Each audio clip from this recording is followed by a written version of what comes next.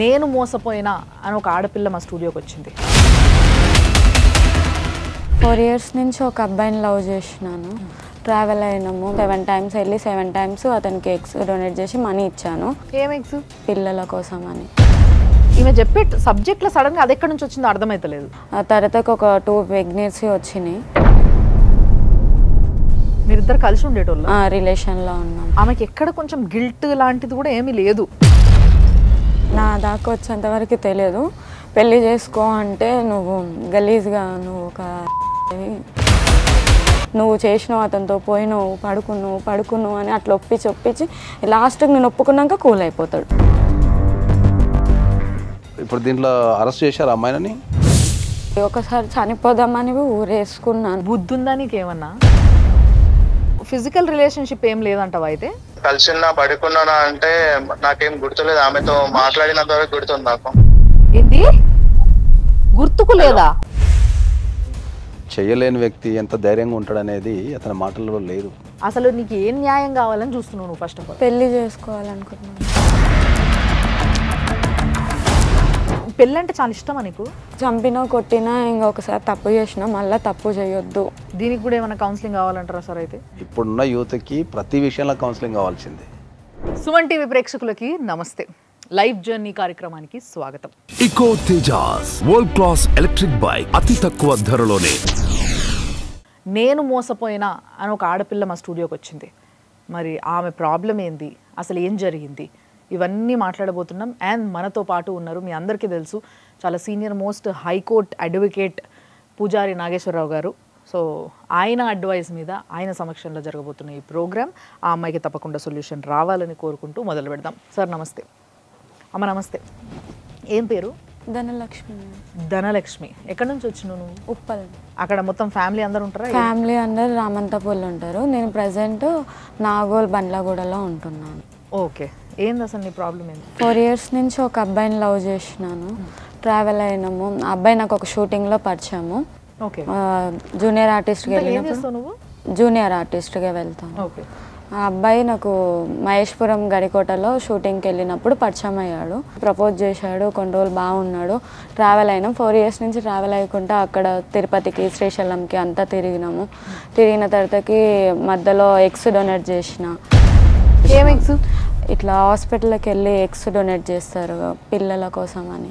నా eggs donate చేసినావా? నా ఎగ్స్ తీసి వేరే వాళ్ళకి పెడతారు. నిజంగా చెప్పాలంటే ఎగ్స్ డొనేట్ చేయడం అనేది మంచి పద్ధతే సార్. చాలా మంది తల్లులు కాలేనోళ్ళు ఎవరైతే ఉన్నారో వాళ్ళకు ఒక ఆపర్చునిటీ, ఇది తప్పని కాదు. కానీ ఈమె చెప్పే సబ్జెక్ట్లో సడన్గా అది ఎక్కడి నుంచి వచ్చిందో అర్థమవుతలేదు. ఆ అబ్బాయికి మనీ అవసరం ఉన్నాయి.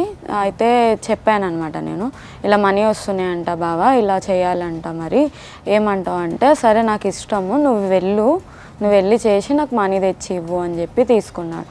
నేను వెళ్ళి అతనికి మనీ తెచ్చి ఇచ్చేదాన్ని. అట్లా ఒక 7 times పంపించాడు. 7 times వెళ్ళి 7 times అతనికి ఎగ్స్ డొనేట్ చేసి మనీ ఇచ్చాను. ఒక ఎగ్ ఇచ్చినందుకు ఎన్ని పైసలు ఇస్తారమ్మని? ఒక్కొక్క దగ్గర 20,000-30,000 వరకు వస్తాయి. అవి అతనికి ఇచ్చేదాన్ని. ఆ తర్వాత ఒక 2 ప్రెగ్నెన్సీ వచ్చినాయి. మీరిద్దరు కలిసి ఉండేటోళ్ళు? రిలేషన్లో ఉన్నాము. అంటే ఒక్క దగ్గర వాళ్ళ ఇంటికి వెళ్ళి రిలేషన్లోనే ఉన్నాము. ఒక 2-3 రోజుల దాకా వాళ్ళ ఇంట్లోనే ఉంటాం. వాళ్ళ ఇంట్లో అంటే వాళ్ళ ఇంట్లో అందరు ఉంటారా? లేదు, వాళ్ళ మమ్మీ ఊరికి వెళ్తుంది. ఊరికి వెళ్ళినప్పుడల్లా నాకు ఫోన్ చేసి మమ్మీ ఊరికి వెళ్ళింది నువ్వు రా అని చెప్తే నేను వెళ్ళేదాన్ని. ప్రెగ్నెన్సీ వచ్చినప్పుడు చెప్పినా, వస్తే తీపిచ్చుకో, కొన్ని ప్రాబ్లమ్స్ ఉన్నాయి మనకి, వద్దు తర్వాతకు ఉంచుకుందాము. 21 years. ఇదంతా ఎన్ని సంవత్సరాలుగా జరుగుతుంది? 4 years నుంచి. 4 years నుంచి జరుగుతుంది. అమ్మాయి ఏజ్ ఇప్పుడు 21. మరి 21 years అయినప్పుడు అమ్మాయి మైనర్ కదా. మరి మీరు అబ్బాయిని కలిసినప్పుడు ఎంత ఏజ్ ఎంత అమ్మ మీది?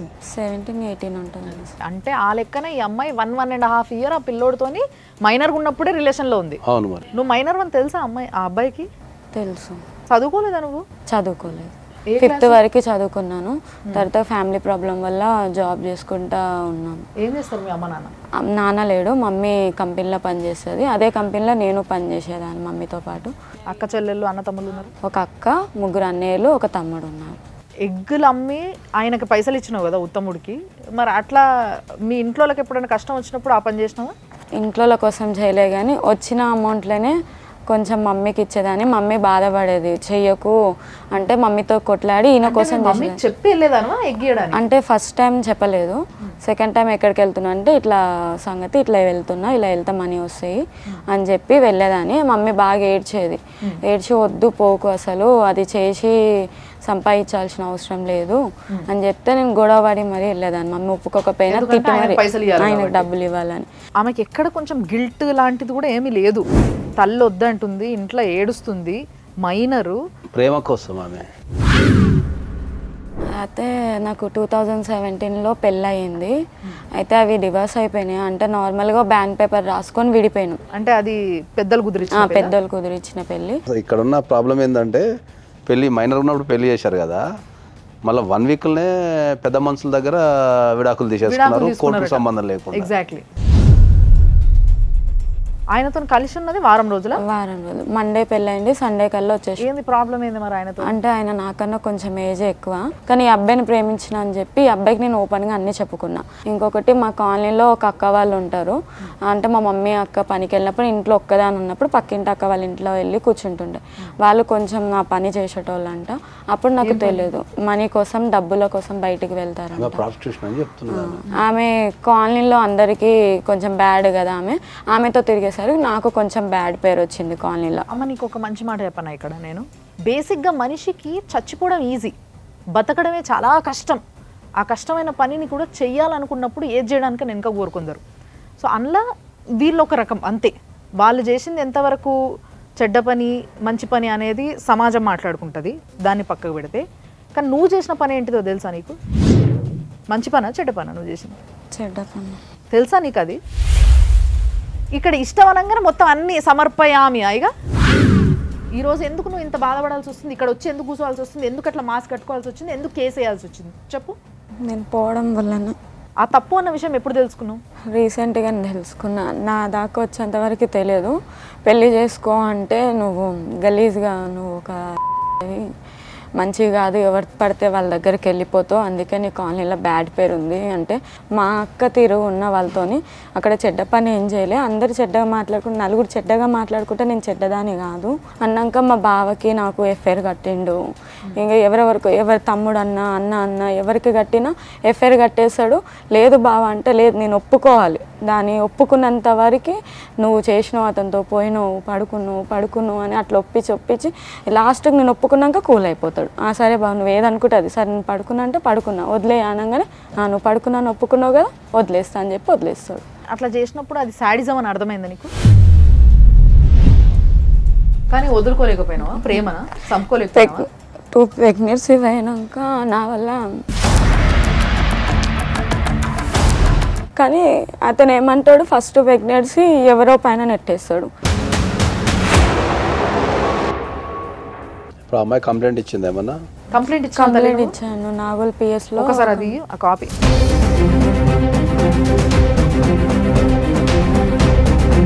సో ఈమె ఇచ్చిన కంప్లైంట్ ప్రకారం ఏంటంటే ఇక్కడ మనకు 417, 420, 376 క్లాస్ 2 పెట్టారు. ఇప్పుడు దీంట్లో అరెస్ట్ చేశారు అమ్మాయిని? లేదు సార్, అరెస్ట్ చేద్దామని ఇంటికి వెళ్ళేసరికి పారిపోయి ఫోన్ స్విచ్ ఆఫ్ చేసుకొని 4 రోజులు కనిపించలే.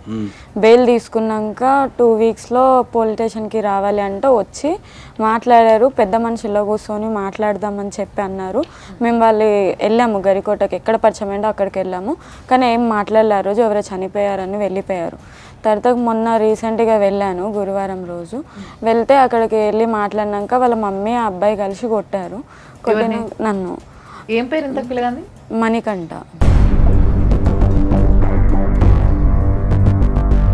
వాళ్ళ అమ్మ అంటుంది, కేసు పెట్ట ముందుకు నువ్వు నా ఇంటికి వచ్చి కూర్చుంటే పెళ్లి చేసేదాన్ని, ఇప్పుడు కేసు పెట్టి మా ఇజ్జత్ తీసినావు, నేను ఎట్లా పెళ్లి చేయాలి, చెయ్యము, నువ్వు గలీజ్గా అది ఇది ఇంతమందితో పోతావంట అది ఇది అని చెప్పి వాళ్ళ అమ్మ గలీజ్గా మాట్లాడేసి. ఇగో తప్పు అయిపోయింది, నేనే తప్పు చేసిన, ఇక నీ కొడుకుతో అన్నందుకు నాదే తప్పు అని ఒప్పుకొని నిన్ను బతిన్లాడుకుంటే, నీ కాలు పట్టుకుంటే నువ్వు పెళ్లి చేస్తావు అంటే అదే పని, సేమ్ అదే సిచ్యువేషన్ నీ ఇంట్లో నీ బిడ్డకి నీకు వస్తే కూడా అట్లే ఉంటావా? మీరు కూడా పోయి వాళ్ళ ఇంటికి పోయి కాలు పట్టుకుంటారా? అలాది జనరల్గా అమ్మా ఇప్పుడు నీకు ఎఫ్ఐఆర్ చేశారు, దీన్ని ఎప్పుడు 05/08/2024లో చేశారు. అందరికీ చెప్పేది ఏంటి అంటే ఇట్లాంటి కేసులలో ఎఫ్ఐఆర్ చేసిన తర్వాత యాంటిసిపేటరీ బెయిల్ వేసుకునే అవకాశం ఉంటుంది ఆపోజిట్ పార్టీకి. ఎవరైతే తప్పు చేసినో వాళ్ళకు బెయిల్ వేసుకునే అవకాశం ఉంటుంది. ఆ బెయిల్ వేసినప్పుడు ఏంది అంటే కంపల్సరీ పోలీస్ వాళ్ళు మీకు చెప్పాలా, ఈ కేసులో పలానా వ్యక్తి బెయిల్ వేసుకున్నాడు అని చెప్పి మీ అబ్జెక్షన్స్ ఏమున్నాయో కోర్టుకు వివరించాలా. చెప్పిండు సార్, సిఐ సార్ నాకు చెప్పిండు బెయిల్, అతను హైకోర్టుకి బెయిల్ కోసం వెళ్ళాడమ్మా. సిఐ సార్ చాలా సపోర్ట్ ఉన్నాడు నాకు. మరి బెయిల్ కోసం వెళ్ళినప్పుడు నువ్వు ఒక అడ్వకేట్ని నియమించుకొని ఆ బెయిల్ అపోజ్ చేయాలి కదా మీరు వెళ్ళి. సార్ ఏం చెప్పాడంటే అతని దగ్గరికి ఏమన్నా ప్రూఫ్స్ ఏమైనా ఉన్నాయని అంటే నా ఫొటోస్, అతను నన్ను 5 కోట్లు అడిగినది రికార్డింగ్ పంపిస్తే 5 కోట్లు అడిగిందా? పెళ్లి చేసుకోవా బావా, నేను ఏం తప్పు చేసినా చెప్పు, నేను ఏమైనా తప్పు చేసి ఉంటే నన్ను చంపేయనివి అన్నా మేడం. అన్నాక ఏం కావాలి నీకంటే నాకు ఒక 5 కోట్లు నేను పెళ్లి చేసుకుంటా అన్నాడు. పెద్ద అందగాడు ఉత్తముడు, కోట్లు సంపాదిస్తాడు, పెళ్ళాన్ని నెత్తిన పెట్టుకొని చూస్తాడని చెప్పేసి ఆయనకంటే ఇంకా 5 కోట్లు కావాలట. ఆయనకి ఇంటెనకల ఒక అమ్మాయి ఉంటుంది, వరుసకి పిన్ని అవుతుంది అని అంటారు. చాలామంది అమ్మాయిల దగ్గరికి వెళ్తాడు. వెళ్ళినప్పుడు నేను రిలేషన్లో ఉన్న తర్వాతకి నాకు ఫస్ట్ ప్రెగ్నెన్సీ పోయిన తర్వాతకి నాకు ఫొటోస్ చూపించిండు అతను, వీడియోస్, వాళ్ళిద్దరు రిలేషన్లో ఉన్న వీడియోలు నాకు చూపించాడు. అంటే వాళ్ళిద్దరు కలిసి ఉన్న వీడియోలు, నా వీడియో తన దగ్గర ఒకటి ఉంటుంది, ఫొటోస్ అయినా ఏవైనా నా ప్రూఫ్స్ నేను అతను కలిసి అవన్నీ చూసి కూడా ఆయన ఎట్లా ప్రేమించబుద్ధి అయిందమ్మా? అసేం పుట్టలే కలిగింది. ఒకసారి చనిపోదామని ఊరేసుకున్నాను. ఓహో, అసేం పుడితే చీదలు పుడితే మనం చచ్చిపోవాలనా? ఊరేసుకున్నాను. కానీ మళ్ళా అమ్మ వాళ్ళ అమ్మకు కొంచెం బుద్ధి ఉందా నీకేమన్నా? ఊరేసుకున్నాడు ఏందమ్మా? ఏం మాట్లాడుతున్నావు? తలుండి మాట్లాడుతున్నావా లేక మాట్లాడుతున్నావా? ఏ తలకాయ ఉన్నదా లేదా? అసలు ఎటు పోతుంది సమాజం? ఏంది సార్ ఇది? తోడు కోసం ఒక ఆసరా కోసం ఎదురు చూసింది. ఆ తోడు ఆసరా ఏదైతుందో ఆ పరిచయమైన కొత్తలో ఆ వ్యక్తి చూపించడం ద్వారా అటాచ్మెంట్ అయిపోయింది. ఓవర్ ద అటాచ్మెంట్ అయిపోయిన తర్వాత మెల్లమెల్లగా అతని యొక్క కలర్స్ కానీ లేకపోతే అతను బిహేవ్ చేసే విధానం బయటపడుకుంటూ వచ్చింది. ఈమె కాంప్రమైజ్ అయిపోయింది. ఈ కేసు కూడా అమ్మ మీరు దీని ప్రకారం అయితే మీరు రాసిన దాని ప్రకారం అయితే పోలీస్ వాళ్ళు చెక్ చేసుకోవాలి. ఇది మీరు మైనర్గా ఉన్నప్పుడు చేశారా లేకపోతే మేజర్ అయినప్పుడు చేశారా అనేది ఒక చెక్ చేయాలి కంపల్సరీ దీంట్లో. దాని తర్వాత అబార్షన్కి సంబంధించిన ఏ సెక్షన్ కూడా దీంట్లో రాలేదమ్మా. అబార్షన్ అనేది దాంట్లో మెన్షన్ చేయలేదంటే నాకు డౌట్ వస్తుంది సార్. అబార్షన్ సెక్షన్ వేస్తే పెద్ద శిక్ష ఏమైనా పడే అవకాశం ఉందా సార్? అబౌట్ 10 years కదా అది కూడా. ఓ, ఒక అమ్మాయిని ఏ కారణం చేతనైనా బలవంతంగా ఆమెకి ఇష్టానికి వ్యతిరేకంగా కనుక అబార్షన్ ఎవరు చేయించినా వాళ్ళకి 10 years జైలు శిక్ష. ఇప్పుడు ఆయన బెయిల్ వేసుకున్నప్పుడు ఈమె కంపల్సరీ అపోజిషన్ చేయాలి. బెయిల్ని చేయకుండా పోలీసు వాళ్ళ మీద ఆధారపడ్డారు కాబట్టి కోర్టు ఈమె వాదనలు వినకుండా అతను చెప్పింది నిజమేనా అనుకొని బెయిల్ ఇచ్చే అవకాశం ఉంది కాబట్టి బెయిల్ ఇచ్చి ఉండొచ్చు. దీంట్లో పోక్సో ఉందా లేదా చూడాలా, అది చూడాలా. తర్వాత మీ అబార్షన్ సెక్షన్స్ రాలేదు దీంట్లో. సో డెఫినెట్లీ మీరు మళ్ళీ కోర్టుని అప్రోచ్ అయితే ఈ సెక్షన్స్ అని పెట్టే అవకాశం ఉంటుంది, మళ్ళీ అరెస్ట్ చేసే అవకాశం కూడా ఉంటుంది. హలో హలో, మణికంఠనా నాతో మాట్లాడేది? అవునండి. నేను సుమన్ టీవీ నుంచి మాట్లాడుతున్నా అండి. చెప్పండి. ఈ అమ్మాయి ధనలక్ష్మి మా స్టూడియోకి వచ్చింది. ఓకే. ధనలక్ష్మి తెలుసా మీకు? తెలుసు. ఎట్లా తెలుసు? ఆమె షూటింగ్ లో పరిచయం అయింది. ఓకే. ఫ్రెండ్ లేక పరిచయం అయింది. నిన్న మొన్న మొత్తం నాది స్వైల్ చేసి ఇట్లా అదే మేనేజ్ చేసి నా పైన కేసు పెట్టింది PS లో. సార్ తో మాట్లాడినాము, కేసు అదే సార్ దగ్గర మాట్లాడినాక అయిపోయింది. తర్వాత వాళ్ళ ఊర్లోకి వచ్చింది, అందరిని తీసుకున్న రోడ్ల పైన ఇట్లా పైసలు ఇస్తే వస్తారు కదా బౌన్సర్ ఫీల్డ్ ఉన్న వాళ్ళు, వాళ్ళ ఫ్యామిలీని తీసుకురాకుండా బయట సిల్లలను తీసుకొచ్చి లొల్లి చేసి రచ్చ చేసింది ఊర్లో. అంటే లైన్ వైజ్ గా చేస్తున్నామంట. PS తో అయితే PS పోయింది, అక్కడ ఏం జరగలే అని చెప్పి ఊర్లోకి వచ్చి రచ్చ చేసింది. ఇప్పుడు లాస్ట్ కి ఇప్పుడు మీది మిగిలిందని చెప్పి మీ దగ్గరికి వచ్చింది ఆమె. ఎందుకు పాపం మరి ఆమెకి ఏం అవసరం అట్లా నీ ఎంబడబడి రచ్చ చేసేది? అవును, ఇప్పుడు ఇష్టపడినప్పుడు లవర్స్ ఉన్నప్పుడు నేను కూడా ఇష్టపడాలి కదా. మేము ఫ్రెండ్ లేకుండా ఆమె 2 years అయింది నాకు పరిచయమే అంతే. ఆమె ఇప్పుడు షూటింగ్ లో పరిచయం. ఆమె ఫిజికల్ రిలేషన్షిప్ ఏం లేదంటావా? అయితే ఇప్పుడు నేను ఆమెతో కలిసిన్నా పడుకున్నానా అంటే నాకేం గుర్తులేదు. ఆమెతో మాట్లాడినంత వరకు గుర్తుంది నాకు. ఏంది గుర్తుకు లేదా? గుర్తుకు లేకపోవడం ఏంది? ఏం మాట్లాడుతున్నావు? ఇప్పుడు ఈమె కేసు పెట్టినప్పటి నుంచి మొత్తం పిచ్చర్ అయిపోయినా. మా వాళ్ళంతా హాస్పిటల్ ఉన్నారు, మా మమ్మీ పేషెంట్ అయిపోయింది, మా అక్క హాస్పిటల్ ఉంది. ఇప్పుడు ప్రస్తుతానికి నేను కూడా బేబీ షుగర్ చెక్ చేయించుకుని వచ్చిన హాస్పిటల్ ఉన్నా. మణికంఠ, నీకు ఒక మాట చెప్తా, వింటావా ఒక్కసారి? చెప్పండి. ఆ అమ్మాయి మా దగ్గరకు వచ్చి చెప్పింది మీరిద్దరు 4 years రిలేషన్షిప్ లో ఉన్నారని. 4 years నేను ఎక్కడ పరిచయం అయింది ఏమో అక్కడ ప్రూఫ్ ఉంటుందిగా. మణికంఠ, ఆ అమ్మాయికి 2 సార్లు నువ్వు అబార్షన్ చేయించినవని చెప్తుంది. అవును, అక్కడ ప్రూఫ్ ఏముంది? నేను చేయించలే అంటున్నా, ఆమె చేయించింది అంటుంది, నేను చేయించలే ఆ అంటున్నా. అమ్మాయి ఏ హాస్పిటల్లో అయితే అబార్షన్ చేయించుకుందో ఆ హాస్పిటల్కి వెళ్ళి అక్కడ నుంచి సర్టిఫికేట్ తీసుకుంటే అన్నీ తెలుస్తాయి. తెలుసా నీకు అది? తెలుసు. అక్కడ నా సైన్ ఉందా, నా ఫోటో ఉందా, నేను ఏమైనా డబ్బులు ఇచ్చినా ఆ ప్రూఫ్ ఉందా అడిగిరా మరి ఆమెకి? అన్ని ప్రూఫ్లు నేను తీసుకుంటా, అది కాదు ఇక్కడ ప్రాబ్లము. నేను ఫస్ట్ అడిగిన దానికి మీకు ఆన్సర్ చెప్పండి మీరు. ఎందుకంటే నేను ఒక వైపు నుంచి అడిగి మాట్లాడతలేను, మీ వైపు కూడా నేను ఫోన్ చేసి అసలు ఏంది అని అడిగిన. నేను అర్థమవుతుందా? సరే, 1 minute లో మీకు కాల్ చేస్తా. లైన్ లో ఉంటే ఒక కాల్ చేసుకొని మీతో మాట్లాడతాను. ఎందుకు, ఎవరినన్నా సాక్షిని తీసుకొస్తావా? లేదు, ఒక్క నిమిషం ఉండండి. తీసుకో. సో సార్, బేసిక్గా మణికంఠ మాట్లాడిన విధానం మీరు విన్నారు. మణికంఠ అంటున్నది ఏంది అని అంటే, ఆమె దగ్గర ఏమైనా ప్రూఫ్స్ ఉన్నాయా, 4 years నుంచి నేను రిలేషన్షిప్లో ఉన్నట్టు ప్రూఫ్స్ ఉన్నాయా, నేను అబార్షన్ చేయించినట్టు ప్రూఫ్స్ ఉన్నాయా, నేను ఆమెతో కలిసి ఉన్నట్టు ప్రూఫ్స్ ఉన్నాయా, నాకు గుర్తుకు లేదు, నేను మర్చిపోయినా. అది 100% అయితే చెప్పే విధానం అయితే అది కాదు, 100% అయితే అది స్కిప్పింగ్. అది ఎందుకంటే చేయలేని వ్యక్తి ఎంత ధైర్యంగా ఉంటాడనేది అతని మాటల్లో లేదు. ఆ అమ్మాయికి నాకు ఖచ్చితంగా ఏ రకమైన రిలేషన్షిప్ లేదు, నేను ఓన్లీ ఫ్రెండ్షిపే మెయింటైన్ చేసినా చెప్పగలిగే ధైర్యం దమ్ము అయితే ఆయనకు లేదు. First point. రెండోది, ఎప్పుడైతే మీరు ఫిజికల్ రిలేషన్షిప్ ఉందా లేదా అని అడిగినప్పుడు ఆయన చాలా స్పష్టంగా లేదు అని చెప్పకుండా నేను మర్చిపోయినా అంటున్నాడు. ఎటువంటి ప్రూఫ్స్ లేవు కాబట్టి ఆ అమ్మాయి నన్ను ఏం చేయలేదు అనే స్టేజ్లో ఉన్నాడు ఇప్పుడు అబ్బాయి. సరే, ఇప్పుడు నీ దగ్గర ఏమైనా ప్రూఫ్స్ ఉన్నాయా? నా దగ్గర అన్నీ ఆయన దగ్గరనే ఫోన్లో, నేను వాళ్ళ ఇంటికి వెళ్ళింది, తిరుపతికి వెళ్ళింది అయినా, ఎక్కడికి వెళ్ళినైనా ఫొటోస్ వీడియోస్ అన్నీ ఆయన ఫోన్లోనే ఉంటాయి మేడం. నా దగ్గర అంటూ ప్రూఫ్స్ ఏం లేవు. పైసలు అంటే నేను 50,000 చీటీ వేసినప్పుడు అక్క వాళ్ళు 30,000 అతనికి కొట్టారు. ఏదున్నా క్యాష్ పరంగానే ఇంటికి వచ్చి తీసుకునేటోడు. రీసెంట్గా వాళ్ళిద్దరు కలిసి పబ్కి పోయినరు. పబ్కి పోయినప్పుడు చాలా క్లోజ్గా మూవ్ అవుతున్నారు ఆ వీడియోలో. నేను ఆల్రెడీ చూసిన ఆ వీడియో. సో అలాంటి ఒక ప్రూఫ్ తప్పితే వేరే ప్రూఫ్లు ఏం లేవు మీ దగ్గర. బట్ అమ్మాయి మాత్రం నేను మోసపోయినా అని చెప్పి కేసు పెట్టింది. సో ఇప్పుడు ఈ కేసుని ఫర్దర్గా మీరు చెప్పిన సెక్షన్స్ ప్రకారం మళ్ళీ దాన్ని కొంచెం రీకన్స్ట్రక్షన్ చేయొచ్చు. అది ఎందుకంటే ఎఫ్ఐఆర్ స్టేజ్లో ఉంది కాబట్టి డెఫినెట్లీ దాన్ని రీకన్స్ట్రక్షన్ చేసే అధికారం ఉంది. అట్లా రీకన్స్ట్రక్ట్ చేసి కేసు పెట్టిన తర్వాత అక్కడికి పోయిన తర్వాత కూడా ఈ టాపిక్ వస్తుండొచ్చు కదా సార్? డెఫినెట్లీ ప్రూఫ్ల సంగతి, ఆ పిల్లోడు మాట్లాడే విధానం చూస్తుంటే అర్థమైంది. డెఫినెట్లీ ఎప్పుడైతే ఏమైందంటే ఈ హీనస్ క్రైమ్స్ జరిగినప్పుడు ప్రాపర్టీ సీజ్ చేస్తారు. ఓకే. ఆ మొబైల్ని తీసుకెళ్ళి మనకు ఎఫ్ఎస్ఎల్ పంపిస్తారు. ఆ ఎఫ్ఎస్ఎల్ నుంచి మొత్తం డేటా అంతా డౌన్లోడ్ చేస్తారు. ఓకే. డౌన్లోడ్ చేసి దాంట్లో చాటింగ్ ఏం జరిగింది, ఏమేమి ఫోటోలు ఉన్నాయి, ఏమేమి వీడియోలు తీసుకున్నారు, ఇవంతా ఎగ్జామినేషన్ చేసి దాన్ని కోర్టులో సబ్మిట్ చేస్తారు. ప్రస్తుతానికైతే ఏం ప్రూఫ్ లేదు మన ముందు అనుకోండి. If this is a case ఏం జరుగుతుంది అసలు? ఈ పిల్లకి న్యాయం జరుగుతుందా? డెఫినెట్లీ జరుగుతుంది. ఎందుకంటే వాళ్ళకు ప్రైమా ఫీస్ ఉంది కాబట్టి 376 Clause 2 పెట్టారు. ఈ కేసులో ఏంటంటే ఎఫ్ఐఆర్ చేశారు.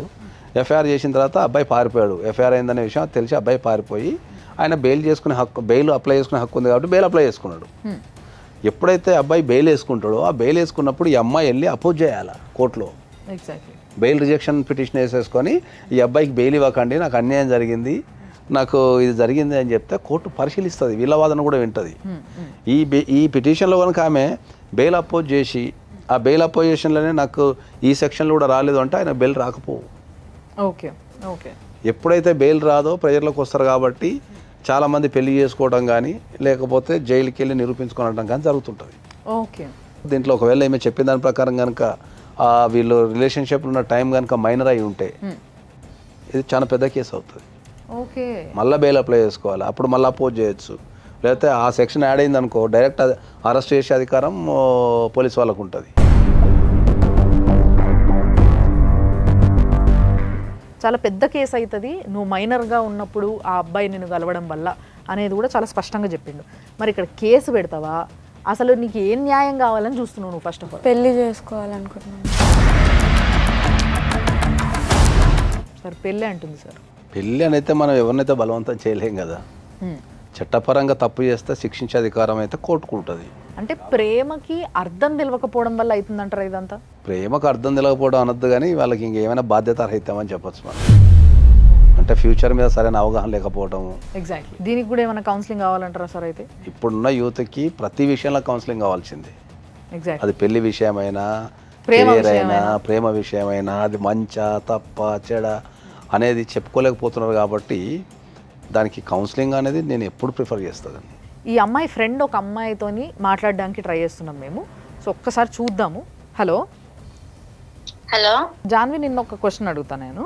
చెప్పండి మేడం. ఇప్పుడు వీళ్ళని చూసినావు కదా, జనరల్ గా ఇద్దరు ప్రేమించుకుంటున్నారట, అమ్మాయి చెప్తే తెలిసింది నీకు, దానికి ముందు నుంచే వీళ్ళు ప్రేమలో ఉన్నారు మేడం. సో వీళ్ళిద్దరు కలిసి తిరిగితే క్లోజ్ గా తిరగడం, ఇవి చూసినావు నువ్వు? ఎట్లా, ఏ విధంగా నువ్వు కన్ఫర్మ్ చేసుకున్నావు వీళ్ళిద్దరు లవర్స్ అని? వాళ్ళు పరంగా కూడా ఇంటికాడ చేసుకున్నారు మేడం. నీకెట్లా తెలిసిందమ్మా అది? తెలుస్తాయి కదా మేడం ఇంటి దగ్గర ఉంటే. సో ఇద్దరు చాలా క్లోజ్ గా కలిసి తిరగడము, ఒక ఇంటికి ఒకరు పోవడం అనేది నువ్వు చూసినా. ఓకే. సో ఇప్పుడు మరి ఆ పిల్లోడు పెళ్లి చేసుకోని అంటుండంట కదా, పెళ్లి చేసుకోను నాకు 5 కోట్లు ఇస్తే చేసుకుంటా అని చెప్పేసి రికార్డింగ్ కూడా ఉంది మేడం. ఎందుకు చేసుకోవు ఏంటి నాకేం తక్కువ అని చెప్పేసి అంటే, నాకు 5 కోట్లు ఇస్తే నేను పెళ్లి చేసుకుంటా అని చెప్పేసి అన్నాడు. సో మరి నువ్వేమన్నా ఫ్రెండ్ గా ఏమన్నా మాట్లాడినావా పిల్లోడితోని, ఎందుకు ఇట్లా చేస్తున్నావు ఏమని అని? చేస్తేనేమో ఈ అమ్మాయి క్యారెక్టర్ మంచిది కాదు అది అని చెప్పేసి అంటున్నాడు. అంటే ఇప్పుడు నాకు 3 సంవత్సరాల నుంచి తెలుసు మేడం. ఆ అమ్మాయి మంచిది కాదంటే నాకు ఏదో ఒక రోజు నాకు అనిపిస్తుంది కదా ఈ అమ్మాయి మంచిది కాదని. అలాగే ఏం లేదు, ఆ అబ్బాయి ఎలా తప్పించుకోవాలి అని చెప్పేసి మాత్రమే చూస్తున్నారు. వాళ్ళ ఇంటికి వెళ్ళి అడగడం అయింది, తర్వాత పంచాయతీ పెట్టడం అయింది, మళ్ళీ ఆ అబ్బాయి కాల్ చేసి తిట్టడం అయింది. ఇదంతా కూడా కొంతమంది చూస్తుండగానే, కొన్ని సాక్ష్యాలు ఉండంగానే జరిగినాయి మేడం. ఓకే అమ్మా, థ్యాంక్ యూ. జాన్వి మాట్లాడింది విన్నాం మనం.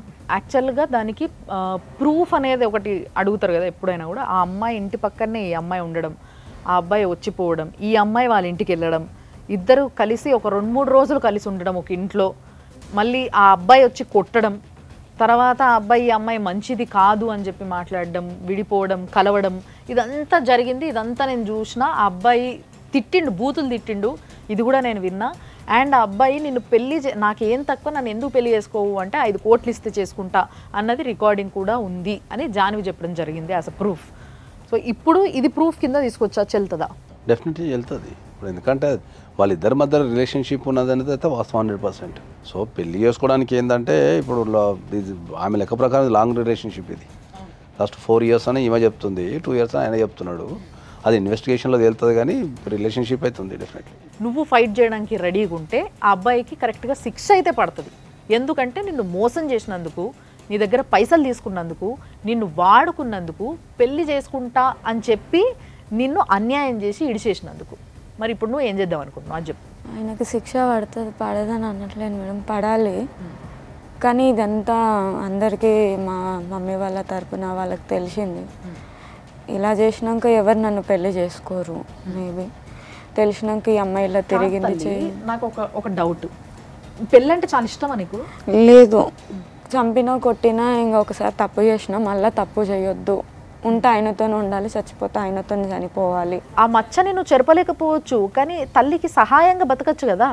పాప మా అన్నయ్య వాళ్ళు రానివ్వట్లేరు, రానిస్తలేదు. తల్లి క్షమిస్తుంది రేపు కాకపోతే ఎల్లుండి, తెలుసా నీకు? అమ్మ మాట్లాడుతుంది, అక్క మాట్లాడుతుంది. అన్న వాళ్ళు అసలు ఇంటి ముఖాన్ని మేము వస్తే వెళ్ళిపోతామని అమ్మని బెదిరిస్తున్నారు. తమ్మునికి కొంచెం హెల్త్ బాగుండదు, అమ్మ వాని వల్ల కొంచెం వెనక స్టెప్ వేస్తుంది, కానీ లేకపోతే అమ్మ అసలు ఉండదు నేను లేనిది. అంటే ఎప్పుడు ఒక ఆడపిల్ల ఒకరిపైన ఆధారపడే బతుకుతుందా? లేదు. సొంతగా బతకలేవా? కాళ్ళపైన నిలబడలేవా? బతుకు. నువ్వు తప్పు చేయలేదని నిరూపించలేవా? చేపిస్తా. శిక్ష పడేదాకా పోరాడలేవా? పోరాడతా.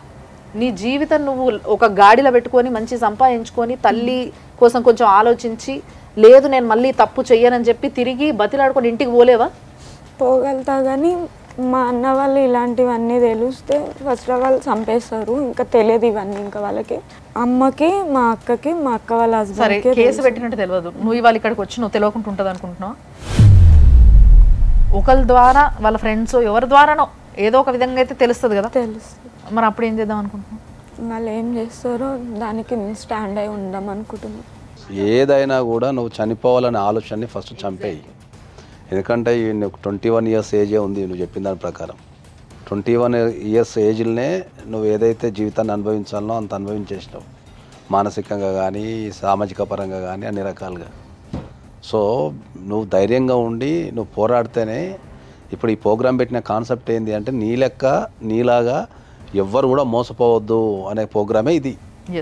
సో నీతో ధైర్యంగా నువ్వు ఈ ప్రోగ్రాంకి వచ్చి నేను చనిపోతా, నేను అది చేస్తా, ఇది చేస్తా అనడం అయితే 100% తప్పది. నీకు చట్టపరంగా ఏమన్నా కావాలంటే చెప్పు, నేను సుప్రీంకోర్టు వరకు నిలబడతా. ఏ రోజు ₹1 తీసుకోకుండా నీకు సుప్రీంకోర్టు వరకు చట్టపరంగా నా వరకు సాధ్యమైనంత వరకు నేను చేయగలిగే సాయం చేస్తాను. నీకు నిజంగా అన్యాయం జరిగితే నువ్వు వానికి జైలు శిక్ష అయ్యి ఆ రోజు నువ్వు విజయం సాధించినట్టు.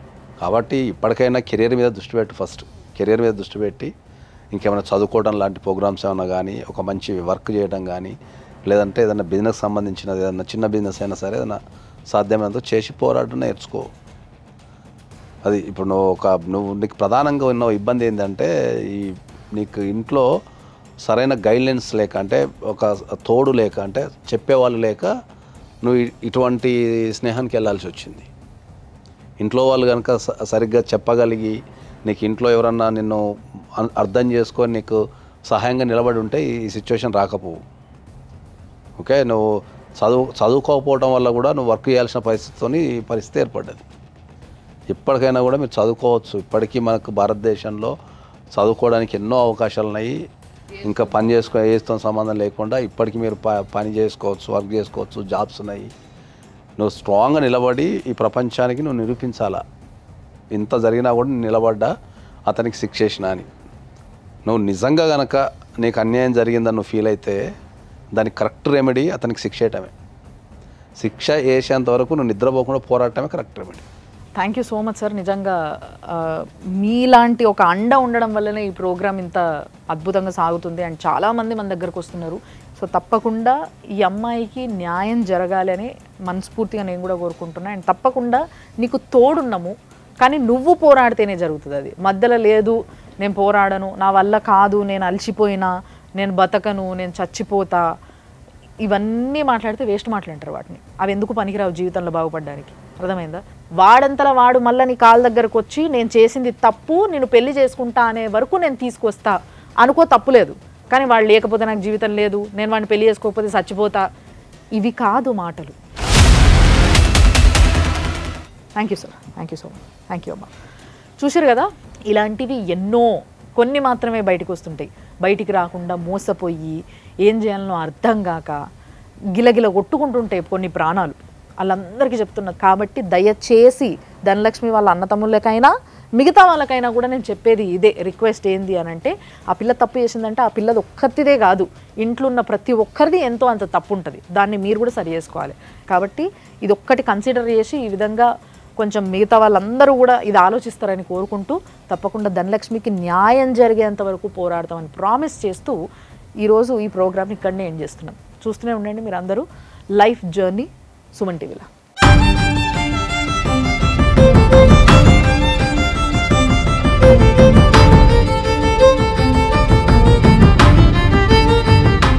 యాంకర్స్ డ్రెస్ కటసి sari house, OU colony, Shaikpet, Hyderabad.